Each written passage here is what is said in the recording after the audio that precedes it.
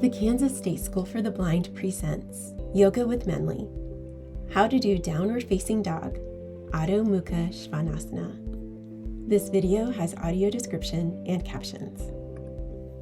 From plank position, keep your hands and toes pressed to the mat. Lift your hips up toward the ceiling. You can walk your feet a step or two toward your head in order to make the downward dog a little bit more comfortable. Keeping your arms straight and bringing your ears next to the insides of your arms. Your legs will straighten as your hips press up to the sky, but you can keep a slight bend in your knees. If you imagine the yoga mat as the base of a triangle, your arms and your back form one side of the triangle, your rear end is the apex, and your legs are the last side of the triangle.